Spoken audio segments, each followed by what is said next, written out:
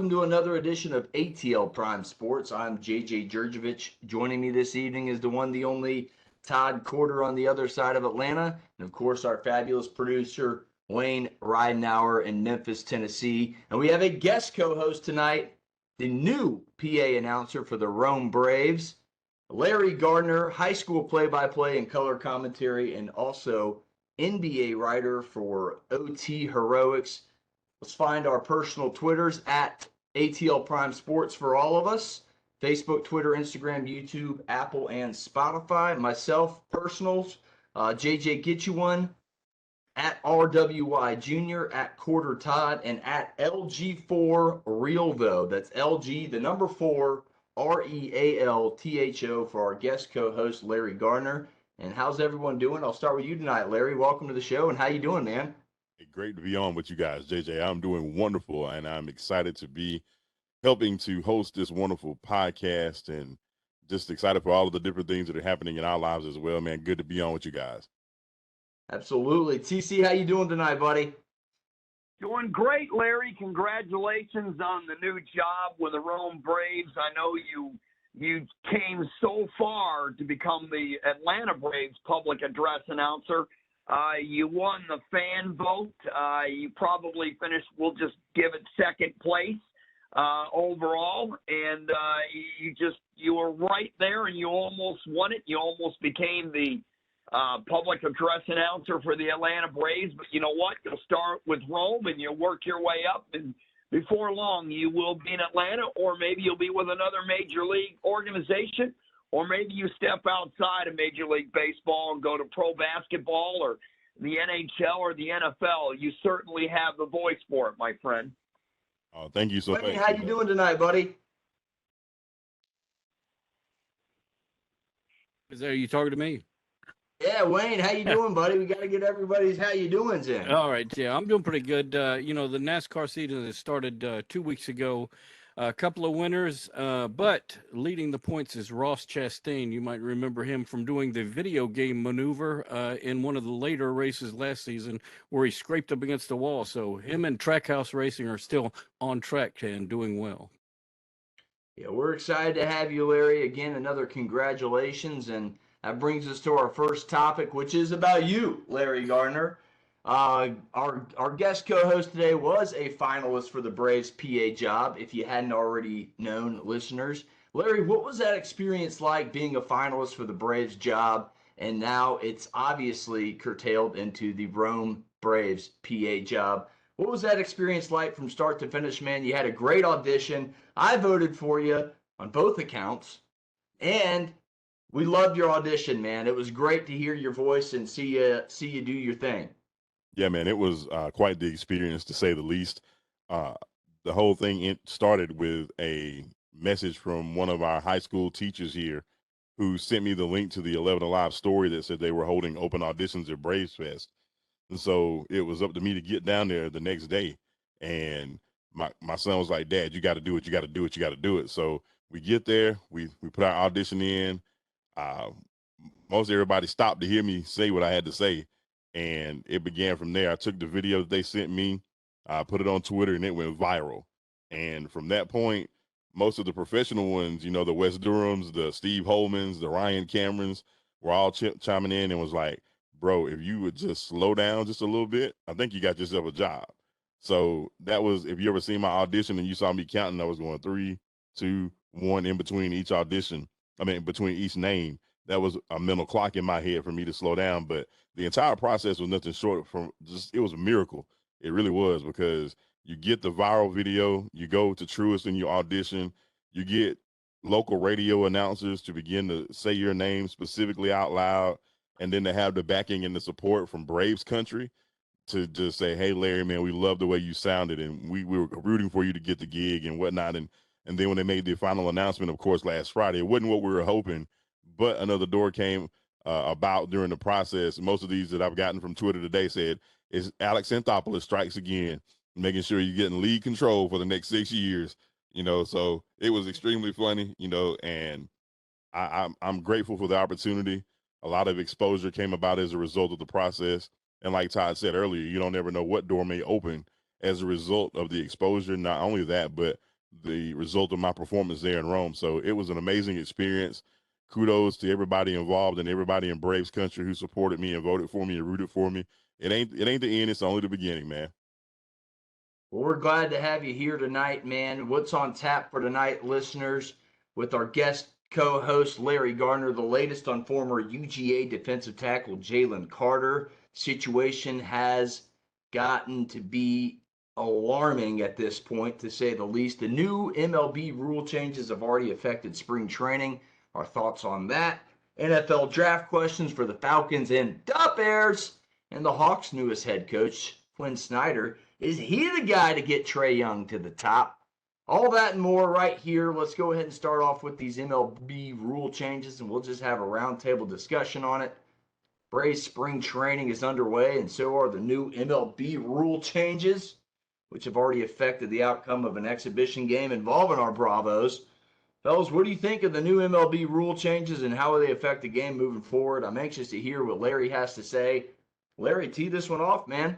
Be glad to. So far, I'm still in a TBD, to be determined. I like it as far as eliminating some of the unnecessary things that transpired during an at bat between the pitchers and the person that's at bat.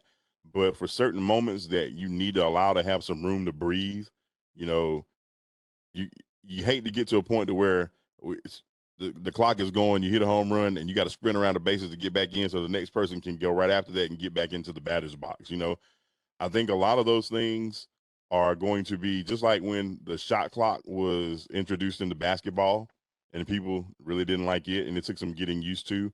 For me, I want to see how it plays out during the season. You really can't, you don't have enough to judge off of here in spring training to be able to see what it's really going to be like. Let me get to about the All-Star break, and then I'll be able to kind of tell you if I think this thing is going to do what it needs to do, or if it's just going to be another one like the ghost runner on second base that they need to trash and put somewhere in the back pocket. TC, your thoughts? I stuck with this one first because we all know Jalen Carter's coming, and that's a big story. But I'm interested to hear everybody's thoughts on this because it did affect the Braves right out the gate. Manny Machado had a strike called on him, but the Braves is what took the cake because it ended the game. Your thoughts on the way the Braves game ended and your opinion on the MLB rule changes? I think we'll have similar thoughts on this one, buddy. Ridiculous. He thought he walked. He started going towards first base. The Atlanta Braves player ended up being a strikeout because he wasn't ready in the box in time. Baseball has been played well over 100 years. This has never happened. We've never had a pitch clock. We don't need a pitch clock. The umpire is the one that can get the game going. All he's got to do is tell the batter, "Let's go." And if that pitcher's in the windup, that batter better be ready, or it's going to be a strike regardless. The umpire, the rule is not needed. The umpire can control the pace of the game between the pitcher and the batter to get them going. That's one. Two, any major league pitcher who's worth his salt won't have any problem getting the ball and going because that's what great pitchers do. You don't want your fielders standing around waiting for you to throw the next pitch. So I don't think that's going to be a big problem. Maybe some of the other pitchers will struggle at first until they get used to it. I think it'll affect the batter more than the hitter because the batter likes to step out more often, adjust the gloves, and et cetera. So to me, we're doing one rule at a time, so I'll stick with the pitch clock rule. I don't think this rule is going to have a big effect, but once it gets through spring training and the season starts, players will get used to it and they'll adjust pretty quick. They say the game it's going to, the game's going to be about 20 minutes quicker or whatever. We'll find out because there's another rule in here that I think predicts that, and we'll get to that as we go to the other rule. We'll just take it one at a time. So to me, At this point, I'm waiting. I just don't think it's going to be a big deal unless you're a pitcher that's really struggling. I'm indifferent on the rules. I'm like Larry. Do I like them up front? No, but I'm going to let them play out, see how they affect the game. Right now, obviously, I don't like it. Manny Machado said it best. Looks like I'll be starting off 0-1 quite a bit this season.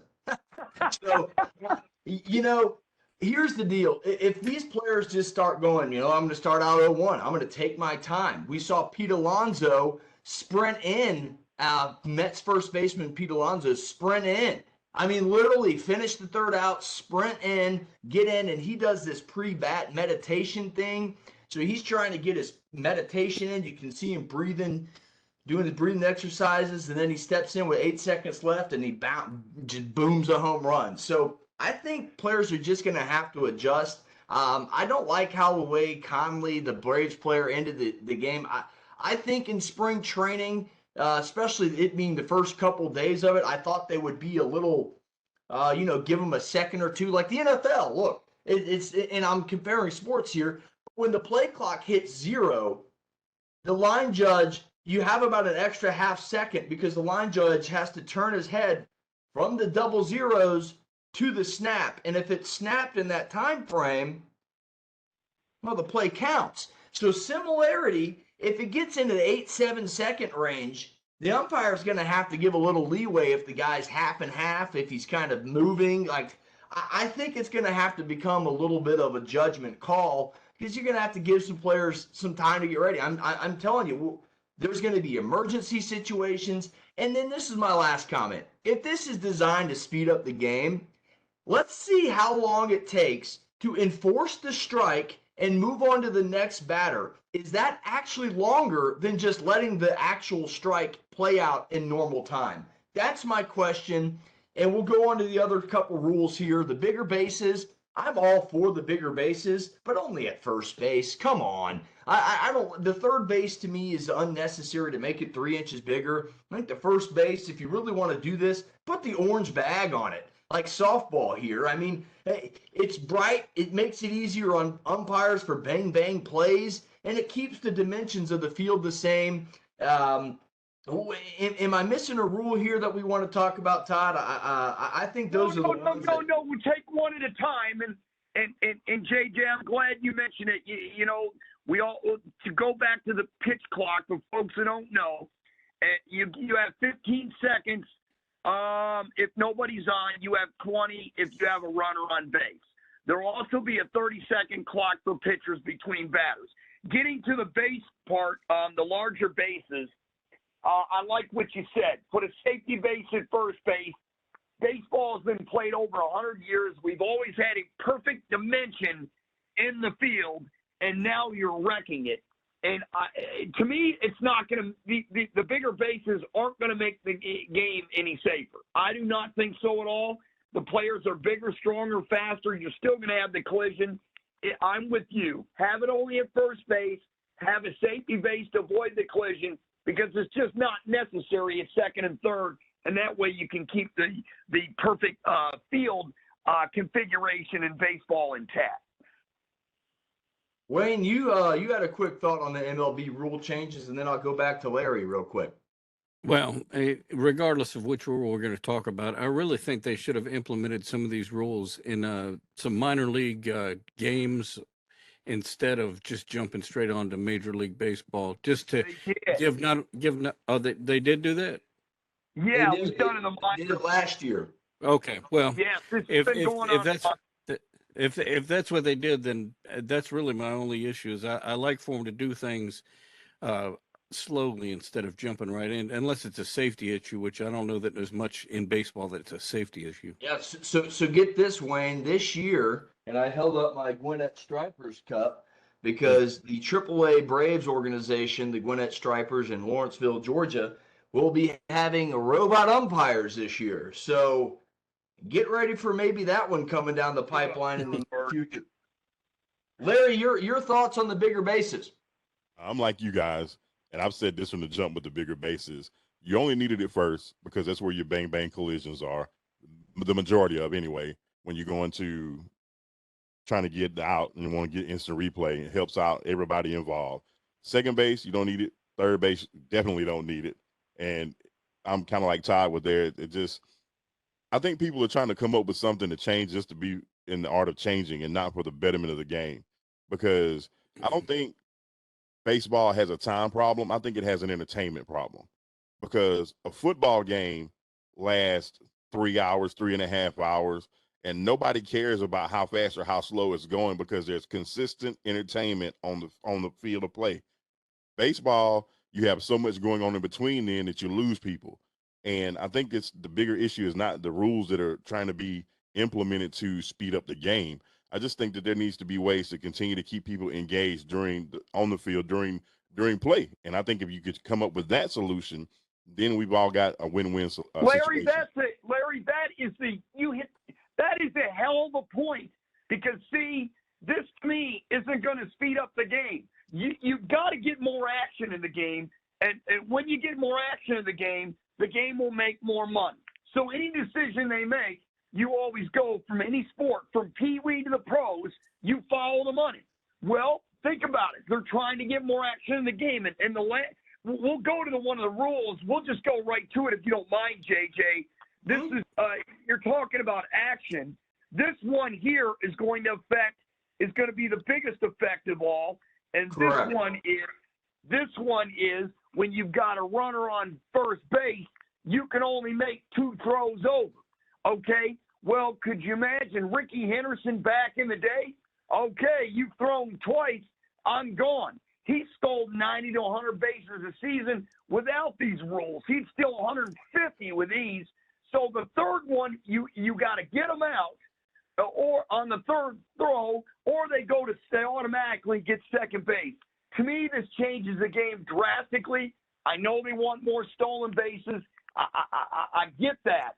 But this is the wrong way to go about it. If you want to go about it the right way, Larry and JJ and Wayne, how about back up push the fences back, raise the mound a little bit. The ball will come in quicker. The players will have a chance to shorten their stroke, hit the ball the other way, and you'll start seeing more doubles and triples, and naturally speed will come back into the game. This way, you're forcing it. To me, you don't force it this way. It's wrong. And Larry, I'm really glad you mentioned that. Thank you. Yeah, and then obviously the last rule is the shift ban. I think that's a good move for what we just talked about, the action, and that transitions perfectly into that rule. The action is what Major League Baseball wants, and this shift ban will really help players like Freddie Freeman, where if you look at his spray chart, and half of his outs seem like they're right there to second base, right in that shift where that third base or that shortstop will come over and play that rover position there. So you might see the action increase in that aspect, and that's basically the final rule change. Guys, your thoughts on the shift ban? I love it. I think it's great. Keep 2 men on each side of second base. I guess I'll go first here. You know what? I'll just go ahead and go first on this, JJ. Because if you do take the shift, if you do force the infielder to have, 2 on each side and your foot's got to be in the dirt, then, what they're going to do is if a guy's strictly a pull hitter, they're just going to bring a 5th infielder in, and one's going to play in right center and the other one's going to play in left center. So this ultimately may force the individual to learn to hit the ball the other way. So I'm kind of mixed on it. You're going to see 5 infielders, there's no question. And, the shift, if the players want to learn to hit the ball the other way instead of this pull-happy launch angle stuff, then we wouldn't be in this position we're in today. I agree, or just bunt it down the third base line. Larry, your thoughts on this shift ban real quick, and then we'll get into the Jalen Carter situation. No, you're good, man. I love it because it's going to force hitters to be hitters again. But I think what the counter action to that is kind of like what Todd was saying. You're going to start seeing the shift take place in the outfield, where if we're talking Atlanta Braves, you'll see Ronnie come in. If you're talking about a left-handed hitter, you'll see Ronnie come in, and then Michael Harris will shift over, and then whoever in left, be it Rosario or whoever, will shift. So you'll have a left center and a right center, and then the right fielder will be the extra infielder, but he'll be playing on the grass. So I think the counter action will be kind of like a chess game, but the ultimate goal of it all is I think it'll be better. I think you'll start seeing a little bit more of the dribble hits. I do think it'll continue to get a little bit more action into the game. And especially with, and I hate to keep focusing on Atlanta, but with that lineup, with that potency, it's going to make Atlanta probably one of the most potent hitting teams in the league to take half those shifts away from people who are dominantly pull hitters. I agree with that. Guys, any final thoughts on the MLB rule changes? Wayne, Larry, TC, anyone? I have one. We didn't talk about the restrictions for players, for position players is used as pitchers. Position players may only take the mound if the game is in extra innings, his team is trailing by 8 or more runs at any point, or his team is winning by at least 10 in the ninth inning. I mean, honestly, I don't like rules that tell managers what the hell they can and cannot do. I'm really not for that. If he wants to stick out his position player in the fifth inning and pitch, that's his business. And the other one here, the one that drives me bat crazy, is putting the automatic runner on second base in the extra innings. We can all thank COVID for this garbage. I don't like it all. Thank God they're not doing it in the playoffs. Yeah, it's going to be a new Major League Baseball for sure moving forward in 2023. Let's get to the juiciest story right now in all of sports. Former defensive tackle for the national championship Georgia Bulldogs, back-to-back national championship Bulldogs at that, has had a arrest warrant out for his arrest for reckless driving and racing in connection with, I think, the January 15th crash that killed his teammate and a Georgia staffer. Todd, I'll let you tee this one off, man. This has become the biggest story in sports, and there is a lot of fingers to this. Let's stick with the facts here. Todd, tee this one off, man. Well, we're going to have to go back a little bit. So folks that don't know, you mentioned, Devin Willock was an offensive lineman for Georgia. He was killed in the crash. And then also Chandler LaCroix, who happened to be a recruiting staffer, she was also killed in the crash. And then, of course, Jalen Carter, as you know now, has been involved in another car because Carter was racing his 2021 Jeep Trackhawk against a 2021 Ford exhibition driven by the recruiting officer LaCroix. So, this is so unfortunate in so many ways. I don't understand.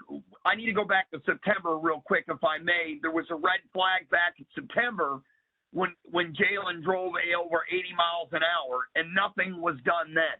At least nothing we know in public. And now you get to this situation.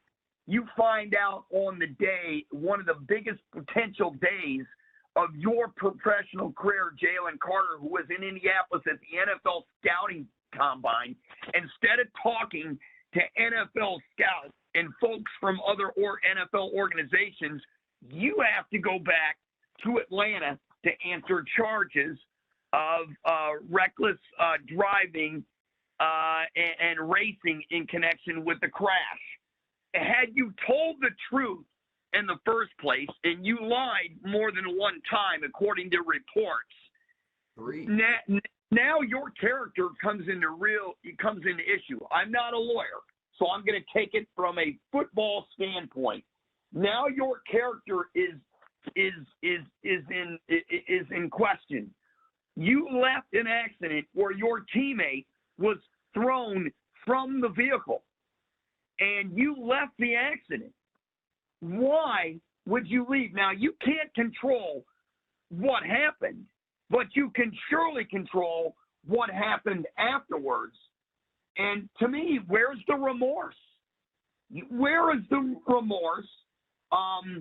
Your questionable character that you lied to the police. This is all so disturbing. There's a lack of accountability here. And now an NFL organization is going to make you a number one draft pick, potentially, you're going to make what, between 20 and 40 million dollars? You're going to be the face of an NFL organization with this on you. I'm an NFL team. I'm running, and I'm running far away from this. You do not want this. This is going to affect his draft status. And honestly, I want the police to find out for the victim's family, because honestly, I don't care about his draft status right now. You know, to me, this is really despicable, and it shows the person's true character. Yeah, I'll jump in right here, and I'll go to you, Larry, if you don't mind. Look, Todd McShay came out, what, it was a month ago, and said, this guy's got character issues. Everybody barked back at him. What do you mean? What do you mean? What do you mean? Maybe he had an ace up his sleeve of some information. And this is a character flaw and a red flag, and I think an anonymous GM already said that's a red flag for us right there. So you mentioned the remorse. He lied 3 times. At first he said he was behind the car, then he said he was in front of the car, and then one time he said he wasn't even there. He heard the wreck from an apartment complex. So Jalen Carter, you know, being young as I have been before, in situations like that, you get scared, and that's no excuse to act like that. But I hope the truth really does come out. Jalen Carter posted on social media, I don't know which one, saying he would be cleared of all charges, all wrongdoing. So that's his personal statement. Take that for whatever you want to. But right now, the facts are this. Jalen Carter, arrest warrant issued on one of the biggest days of his career in connection with, unfortunately, the death of a UGA staffer and a former teammate, and 2 others were injured in that case. Another possible NFL draft pick, and Warren McClendon was in the back of one of the cars. This has just gotten to be an absolute crazy story. There's so many facts that will come out in the next couple hours, 24 hours, 48 hours, whatever it takes. Athens Clarke County still investigating. They will get down to the bottom of this. What I want to know is what the initial reports were from the AJC, Chip Towers, and all these guys. Made it seem like it was just a car wreck when they were the ones that released all this footage of them racing. So, look, I'm sticking to the facts here. I'm not making any judgments on Jalen Carter or anyone in the Georgia football program right now. But this smells fishy, and that's all I can say about it. Larry, I want to hear your opinions on this, and we'll move on from this. No, you guys have covered it to the T and to the letter, and I agree wholeheartedly. And I hate to say it like this, but we've all been 19, 20, 21, 22 years old, and we've all done our share of lying before. And we've all heard the story where when you tell one lie, you got to tell another lie to cover that lie, and another lie to cover that lie, to the point to where you lied so much you can't even believe what the truth is. Well, I think we're at that point to where you have told so many lies to now you don't know what the truth is, and then the lawyer is going to have a hard time being able to fight for you because you can't even tell what the truth is. And then to uncover that the fact that LaCroix had a blood alcohol limit that was twice the legal limit to begin with in an expedition. Now, everybody, you know what an expedition is. This is big SUV. Big vehicle. What are you doing? Trying to race an expedition in the middle of the street anyway. So obviously bad decisions were made by everybody involved. I just hate that it all come to fruition and details are being uncovered on the date it was supposed to be one of the biggest days of his life. But we always told him you can only cover a mound of boo-boo so long before it begin to stink. And now you're starting to catch the smelling end of something that had been trying to be buried for quite a long time. Yeah, it's really unfortunate. It's a stain on the UGA national championship because, look, and again, in the end of the article, Jamon Dumas Johnson was arrested for reckless driving in the same time frame. So what's going on with Georgia and athletes driving? TC, I think I heard you try and get in for a final thought. No, I was going to say, you're right. He was arrested on February 22nd on charges of reckless driving and racing related to the separate incident. You're correct. Here's the deal. You know, Mike Griffith, as you know, JJ, with Dog Nation, came out and said it. There's a sense of entitlement with this program. I mean, this isn't the only off-season incident we've had. Yep. You know, you had it with Stetson Bennett, who should have been at the Senior Bowl, and instead he was knocking on doors, intoxicated with his cell phone, knocking on strangers' doors. So, you know, he ended up getting in trouble. Instead, he should have been at the Senior Bowl. Now, I know he was there training in Dallas and et cetera, but, you know, this is a big stain on the program. And what are recruiting staffers doing with players drinking and racing with players? That's what I want to know. And the program needs, honestly, a look at from the top to the bottom while this stuff is going on. And, you know, it's, to me, it's, the whole thing is pathetic. I mean, it's as pathetic as it gets. And my thoughts and prayers are with the victims, and I hope we get justice for their families. Yeah, it's absolutely crazy. Point of the matter, folks, Jalen Carter right now is being charged with 2 misdemeanors. That's the facts. We have 2 loss of life, and my prayers are with those losses of life, LaCroix and Wilcox. And let's move on, get some pep in our step. Let's talk about the Falcons and the Bears. They have some serious questions this offseason. What do they do in this upcoming draft? Larry, I'm anxious to hear you. We all down here in the Atlanta area are familiar with Justin Fields from his high school time to his time at Georgia playing in the national championship, to transferring to Ohio State, to maybe being a Falcons player there when Matt Ryan was struggling. Everybody's like, are they going to move up and get him? What are your thoughts on what the Bears should do with that number 1 pick? Do they keep Justin Fields, trade the pick, and build around him?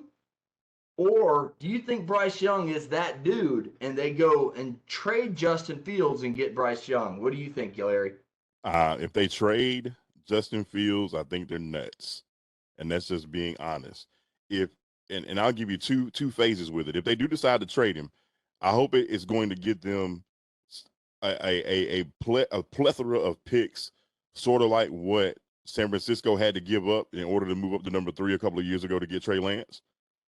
That would be the only advantage for them trading that pick. Justin can do what he needs to do. And I liken it if the Falcons were to try to do something that crazy. I like what the Falcons have with Desmond Ridder, man. I'm telling you, people, the only reason Matt Ryan wasn't as successful as he could have possibly been is because he never had a defense his entire career in Atlanta. The same principle can apply for Chicago. You've got a quarterback that is able to at least sustain you, but what do you have defensively? Well, your best defensive player in Roquan Smith is just gone. So now what do you do to build a defense? And everybody is so cuckoo for Cocoa Puffs over numbers that they want to do everything that drives fantasy stats. Well, you still need a good defense. And we saw that this year here, even with the Super Bowl with Philadelphia and with Kansas City. You still need a good defense. If I'm Chicago, I stay put unless somebody's going to come up and offer me the world. And even if they do, it's not Bryce Young I'm going after, it's C.J. Stroud.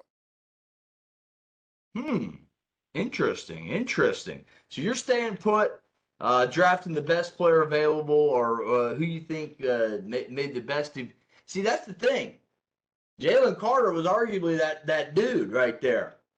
So what do you do if you're Chicago? TC, I'll throw it to you. And this is where that comes back into play.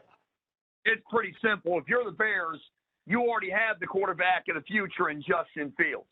I mean, you look at Chicago's defense, they gave up 463 points this season. That's a ton. And I'm not sure if anybody gave up any more points than the Bears. When I look at it here, that answer is no. So your defense was the worst in the NFL in points against. You have Justin Fields, who really shined this year in spots with the Bears, they need help all over. It just isn't on the defensive side of the ball. It's on the offensive side of the ball. And on the Bears, Justin Fields is my guy going forward, and I trade the first pick of the draft, and I get multiple picks in the first round, and I build me a football team, and I don't worry about the other quarterbacks. It's that simple. You've got the number one picks. You've got the number one pick. There are several teams that would love the number one pick, and they want the quarterback. You have the quarterback. Therefore, it's all in your hands. You can get multiple picks by trading down and getting multiple players. Justin Fields was not only the leading passer for Chicago, but he was the leading rusher for the Bears. He rushed for almost 1,200 yards this year. So you've got the quarterback. You need to get pieces on each side of the football, and the way you get pieces is by trading down and getting several pieces. Yeah, Todd, you and I have a similar opinion on that. Larry, I agree with you. I think C.J. Stroud is the better quarterback and prospect, and I'm with you guys. If I'm the Bears, I was adamant on drafting Jalen Carter. Now you arguably cannot do that, which maybe be able to save some teams some money if they draft him later on. But here's the deal. You could draft an unbelievable player at number one overall, and that could be a wide receiver. Because let's take a look at the wide receiver room in Chicago. Mooney, Claypool, and St. Brown. If you're a fantasy football player, those guys were middle of the pack. Claypool's a good number two. You don't have a number one wide receiver. You could trade that pick back to, let's say, I don't know, maybe 8. There's a team there sitting at 8 that might need a quarterback that says, I can be that guy.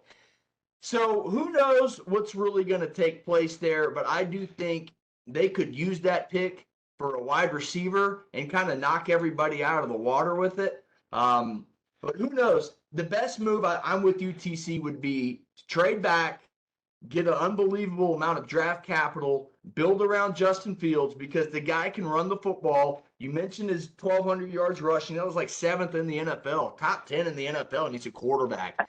And that's what he does. That's his aspect. And let's face it, the triple option is right in front of us in the NFL with the run-pass option. It's right there. It's very similar. Paul Johnson's just smacking himself on the back going, look what I can do if I had this and I had this quarterback. I'm just teasing a little bit, but it's there. The triple option, the run-pass option, quarterback can run it, hand it off, or throw it, and that's basically the triple option right there. He can do it. He's the triple threat. Give him one more year with another wide receiver and Cole Kmet. I think he can do some pretty good things. So maybe they spend number one overall, which would be pretty dicey, but they get the wide receiver that they want. Maybe it's Johnson from TCU, who burned Georgia for a couple plays early on in that national championship. Maybe it's Jackson Smith and Jigba or Marvin Harrison Jr. There's some really good wide receiver talent out there, and it wouldn't surprise me if the Bears drafted it number one overall. Let's flip over to the Falcons. We're running out of time here. Falcons do have that 8th overall pick. But what's their potential on landing free agent quarterback Lamar Jackson, and is it a good move? Larry, I'll start with you, then I'll go to Todd, and we'll go to Wayne, and I'll finish this one out. Because I think this is very intriguing because Larry, I'm with you. I think Ritter has a little something. You could build around him and maybe be pretty good. But you could bring a former MVP in here, and we all know what 7 did in the Georgia Dome and how electric he was. That's a very comparable type player to Mike Vick. What are your thoughts on the Falcons? If, let's just say, they acquire Lamar Jackson, are you in or no? No, I'm shooting everybody in the front office. I'm kicking them out because it's going to cost $50+ million per year to get him. So you're talking about a franchise who's been bankrupt in debt when it comes to the salary cap all these many years. You finally get Julio and Matt's money off the board, and then you got money to spend, and then you're going to go dangle the first thing. And I know a lot of people saying, well, they almost did the same thing to get Deshaun Watson. No, I don't need that. What I want is Desmond is a winner. He never lost a game at home. He's a winner. Give him this year. Let him do what he does best. You see the production from Drake London as soon as Desmond got available. I can only wait and imagine to see what it's going to be like with him and Kyle Pitts together for an entire season. The Falcons need defensive help. They need it, and they need it in the worst way. If you can work a way to be able to get that and spend that money on defensive assets to help you grow that defense, help Grady out, help these people out, you know. But no, let Lamar stay Lamar. His stats, if you look at him, his stats this year before he got hurt was almost similar to Marcus Mariota. That's not giving me the production I need at $50 million. I can get a great value quarterback to give me that. So no. I don't want nothing to do with Lamar Jackson. He looks good. He may put people in the seats at the Mercedes-Benz, but give me Dez, let him do what he does, and let's build this team organically. Todd, do you feel the same way? Oh, Larry, thank you. Thank you, and thank you again. I am another thing, from Pee Wee to the pros, follow the money. The Falcons just got on a salary cap hell. They have 65 mil plus. So they've got they can go on one of the biggest spending sprees in the NFL, but it would be a huge mistake. This team is not close to being a contender.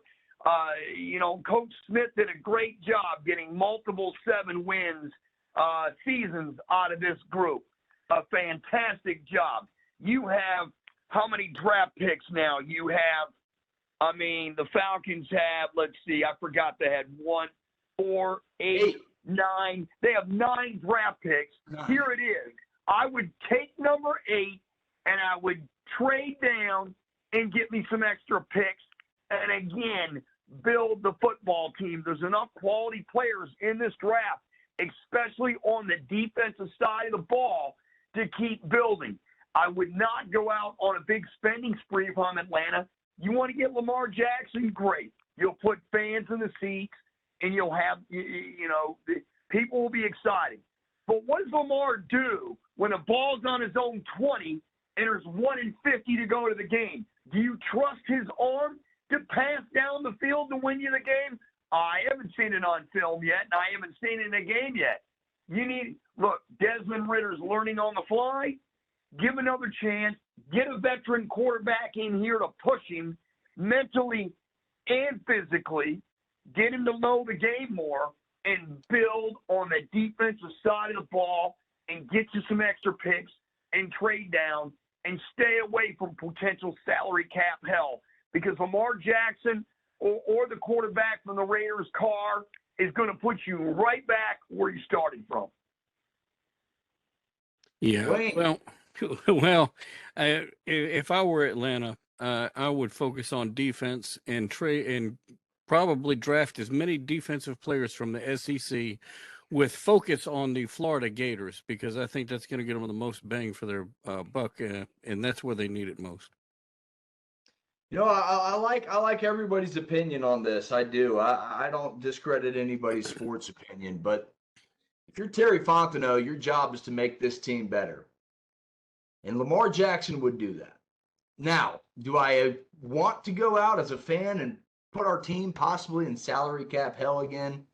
No. And that's where I draw the line. We don't want to do that. We just got out of it. Larry mentioned it. Perfectly mentioned by Larry. I think you get the baddest dude on defense at 8, and that helps your team more. We got to build around Grady Jarrett. I shouldn't say we. The Falcons need to build around Grady Jarrett. They need to build around A.J. Terrell. They need to build around this defense and make it elite, because pass rushing is the new defensive pressure. It's the only way to play defense. You can't hand-to-hand combat after 5 yards if you're good. No more Revis Islands. None of that exists anymore. It's getting after the quarterback. The number 1 and the number 2 teams in the NFL in sacks were in the Super Bowl last year. That matters. Get after the quarterback. Get after the opposing team's quarterback especially. Get them on the ground, and they can't get the ball to the receivers. That's what I want to do as a Falcons fan. But, folks, Terry Fontenot would not be doing his job if he wasn't on the phone with Lamar trying to get a deal worked out that doesn't put the Falcons in cap hell for the next 5 years. And if everybody's happy involved, and it doesn't put the Falcons in cap hell for the next 3 or 4 years, if everything aligns, I am all for it. But guess what? That's not going to happen because we all know what Lamar wants. He wants it above the Deshaun Watson guaranteed money. And I don't think that's a fit in Atlanta. What I do think is a fit is building an elite defense with the 9. I forgot the 9th pick we acquired for Calvin Ridley just a couple weeks ago when we traded him to, I believe, Jacksonville, or a month or two ago, whenever it happened. So, yeah, 9 picks, build a solid defense, and let's move on from this Lamar Jackson saga because I do believe on March 7th, when it all comes down to it, Baltimore's going to franchise tag him, guys. It's just a smart thing to do if you're Baltimore. He is the Baltimore Ravens offense inside and out. If he's not there, we saw what they can't do. They can't move the football. And John Harbaugh is going to say, "Now let's tag him. Let's keep this going for another year. We'll pay the $42 million for a season and see what goes on." So I think we are all in agreement. Don't sign Lamar. Don't put us in salary cap hell again and make fans wonder what's going to happen next. We're all in agreement there. Let's move on to the final topic. Real quick, we'll get to the Hawks. We'll spend about 3 minutes on this. The Hawks hired former Utah Jazz head coach Quinn Snyder to replace the fired coach Nick McMillan. How will Snyder navigate the difficult transition as a new head coach in season and during a possible playoff run? Todd, I'll let you start this one off, buddy. Well, it's not going to be easy. I mean, the Hawks don't play very good defense. So, I mean, anytime you get a coaching change in mid-season, that's going to be very difficult. Now, the good news is he gets a 5-year deal. The bad news, he's already in the middle of a season. And to me, the Atlanta Hawks, they have a Trae Young problem. Quinn Snyder's there to try to fix it one way or another. I mean, this is such a troubled team. I mean, they fire the coach in midseason. Now there's a transition. I mean, you look at the Hawks, they don't play good defense. I already stated that. You're going to have a new head coach dropping in the middle of a 500 team with 3/4 of the season already completed. This is not exactly professional basketball norm. I mean, and we've already seen Trae Young and some of the issues that he's had, getting along with folks and coaches. Now we're going to see if Quinn Snyder can turn it around. I mean, this is not going to be an easy job at all, and I'm interested to find out how they do it. I know in pro basketball now, 10 teams have a crack in the playoffs in each conference, which to me is ludicrous. But obviously, go back to Pee Wee to the pros. Every answer in sports, follow the money, more teams for the playoffs, more money, more interest, yada, yada.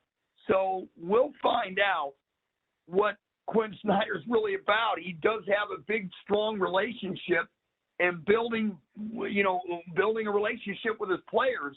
Well, here's the ultimate player problem building a relationship with, and that's Trae Young. And I'm telling you what, he's got his work cut out for him. I don't see the Hawks going anywhere this season. Yeah, Coach Snyder has a real difficult task ahead of him the last month plus of the season. The hardest part, you mentioned it, Todd, defense. The Hawks barely play any. Near the bottom of the league, I think ranked 22nd out of 30 teams, allowing 117 points per game, which is absurd. Tuesday night, the Hawks lost Coach Snyder's debut 119-116 to the Wizards. The defense gave up 33 in the third and 34 in the fourth to a Kristaps Porzingis-less Washington Wizards team. So that should have been a much easier win for the Hawks, who I think is a much more talented team from top to bottom than Washington is. The defense, again, it's the problem. Trae Young, another problem. 1 of 8 down the stretch in the fourth quarter. He got 1 to go that cut the lead to within 1 with about 30 seconds left. And then, well, we all know the rest of the story. So 1 for 8 in the fourth quarter is not what you want. Quinn Snyder's known for throwing up the threes, and I think that's why he was hired. because we do have Trae Young, who has unbelievable range, probably the best in the game besides Chef Curry over there in Golden State. So, look, you can't fault the guys for trying. They did miss two. Trae Young especially missed two last-second three-point attempts to try and put the game into overtime. So, yeah, he's got his work cut out for him, especially on the defensive side of the ball. But Quinn Snyder's a three-pointer guy, so this could work, but I think it will be till next year till you see the fruits of his labor pay off. Larry, what do you think, man? Quinn Snyder as the Atlanta Hawks guy, where does this team go in the playoffs from here? They're definitely a play-in tournament team. I don't see them getting enough wins in these last 20-plus games to get to the 6th seed to be able to compete in it. And I think Atlanta's problem is not necessarily just a Trae Young problem. I use the analogy, you're getting ready to build a house. Your mortgage lender is giving you X amount of money and a set blueprint. And then you get ready to start building. And then when they come in and say, okay, we're snatching some of the money from you and you don't have as much space to build as you thought you did. Now you got to totally reconstruct the house. And that's literally what happened when they got rid of Travis Schlenk. Travis knew Trae's limitations. Hence the reason why he drafted people that were long, lanky, and top-range defenders in Cam Reddish, Kevin Huerter, DeAndre Hunter. He knew that. Well, you mess around and you get an owner that says, hey, I want you to go all in. We'll go over the luxury tax if it makes sense. They get to the Eastern Conference Finals run, and the town's nuts. Well, then you start wanting to get your son into the mix. And then that's where you start getting some issues. Travis knew what he wanted to build when he started building his team. Now you're getting other voices in, and I love DeJounte Murray just as much as anybody. But the Hawks gave up way too much for him. Way too much. And it's not panned out the way most of us think or thought that it should pan out. And then you eliminated the one thing Travis loved, which was size. There aren't too many short backcourts in the league that do good things. The one team that has some familiarity with it is Utah under Mike Conley and Donovan Mitchell. But the caveat that he had was the reigning defensive player of the year and Rudy Gobert in the back, man in the middle. Atlanta does not have those things. Clint Capella does what he does best, but he's not Rudy Gobert. Quinn Snyder is going to have his hands full being able to take a running gun, defensive-minded team that shoots a lot of threes into Trae Young, who wants to be the star. And I don't know if he trusts his teammates enough to be able to give the ball off in crunch time, because Trae's problem really isn't the fact that he's capable of being a scorer. He just makes bad decisions at the inappropriate times. So if he can ever get his decision-making down to where he can trust his teammates, then and only then will I think Quinn Snyder will be able to take this team to the next level, because I think he has the ability coaching-wise to do it. But will Trae Young allow himself to be coached by someone to help propel him to greatness? And that's what all of us as Atlanta Hawks fans are waiting to see. Well, you know what, gentlemen, the Trae Young experience, you mentioned it, Larry, it's just not going well. I mean, they need to fix it or cut the cord. And, when you see the physics of what's just being set by this ownership group, that those around them, they're still trying to understand this stuff. This is a huge challenge for Quinn Snyder. There is an opportunity. I think he's a really good coach, and he does a really good job of managing players, getting, what more than capable of what they're doing. But to me, honestly, with Trae Young and the way he plays, like you said, Larry, he doesn't trust his teammates. He doesn't get along with teammates. He didn't get along with prior coaches. Do you think he's going to get along with this one? The odds are low, and I think they're just going to cut cord with Trae Young and trade him eventually. If Quinn is going to be successful in Atlanta, it's going to come down to that. Is there any final thoughts on the Hawks, or anybody want to get in any comments that we missed during the previous topics? Todd, Larry, Wayne? You know what? I'll say we forgot to say, Marcus Mariota was cut. So it was cut because of a salary cap. I didn't hear you say it. It's okay. Anyway, he's cut because of a salary cap move, and, paves the way for Ritter to be the starter. But again, I bet the Falcons are going to bring in more than one quarterback. maybe they get a mid-level price veteran or a low-level price veteran to come in here and like you said, teach Ritter, help Ritter out. And who knows? I mean, the quarterback situation, it's going to go three ways. Either Ritter's going to start or a veteran's going to start, or they're going to draft. And if you draft another rookie quarterback, you're starting all over. You're taking a year away from contention. Most rookies do not come in and play well their first season. Peyton Manning threw, 28 interceptions his first season? So, I mean, to me, you got to build the team and then blend in the quarterback position. I like it. Well, that about wraps up our show for today. We always do a final thought of the night. I got two closing thoughts tonight. One surrounds Kevin Durant making his son's debut as we speak on Wednesday night versus the Hornets in Charlotte. And PGA Commissioner Jay Monahan announced earlier Wednesday that the PGA will move forward with 8 events in 2024 that will feature less players and no cuts. And those players are estimated to be anywhere between 70 and 80 players. Many think this is a nod towards the old competition of Live Golf, which is very exciting and fun to watch. Shotgun starts. Everybody finishes and starts at the same time. Absolutely wonderful competition if you're a golf fan. That's my final thought, guys. I want to see Kevin Durant and Chris Paul team up and win one in a small market. There it is. Larry, your final thought of the show, man.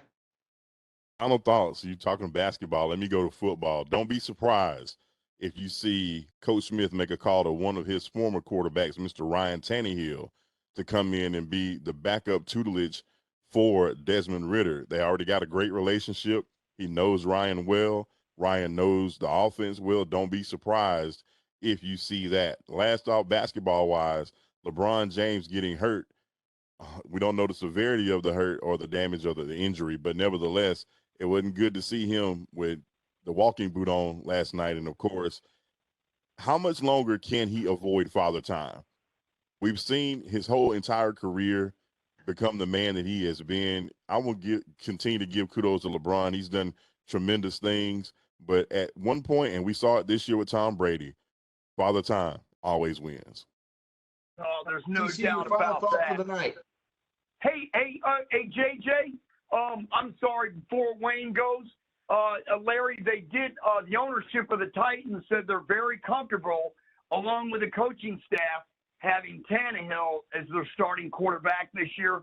And one more, JJ, Clayton State, the women today, they won their quarterfinal game in the Peach Belt Conference. They'll play in the Peach Belt Conference semifinals tomorrow. And if they win they win the semifinal and the final, they will be in the NCAA D2 tournament. And so I'm very anxious for that because, as you guys know, I was the voice of Clayton State men's and women's basketball this season. And who knows, maybe I'll be taking a bus trip. Wayne, your final thought for the show this evening, my friend. Well, the Memphis basketball season, the University of Memphis Tigers is wrapping up. We got one game tomorrow at SMU, and then the last game of the season, a home game versus Houston. And we look to have a nice big fat win against Houston to wrap up the season and head on into the tournament, which is going to be out there in Fort Worth at the Dickey Center, which is a really nice place. Isn't Houston the number one team in the country? Holy smokes, man. That'd be a huge win for Memphis. To me, they could be a dangerous out in this NCAA tournament. What do you think about that, Larry, in Memphis? I mean, Penny's done a tremendous job with that team. Yep. And the one thing that I will say is having the number one ranking beside you has been almost a scarlet letter all season long. So, Yeah. and just you can just look over your shoulder at Alabama and see that.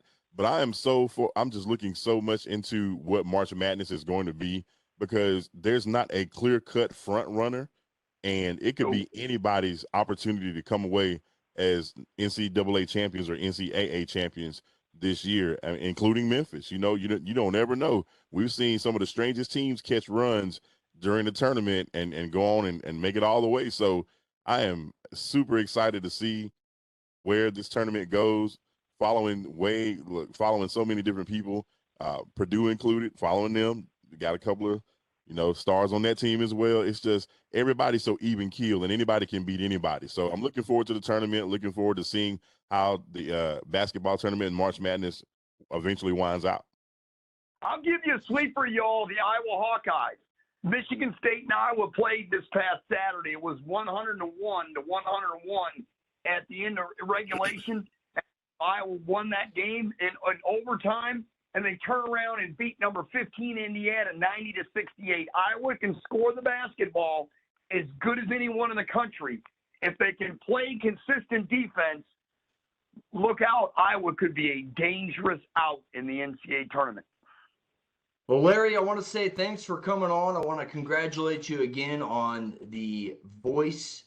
Well-deserved to get the PA announcer job in Rome. Your voice is great. It matches perfectly. I can't wait to see what the future holds for you, my friend. And again, thanks for coming on ATL Prime Sports. For Larry, for TC, for Wayne in Memphis, this has been ATL Prime Sports. If you like the content, please like, subscribe, follow. We'll follow back. Get you one. We'll see you next week.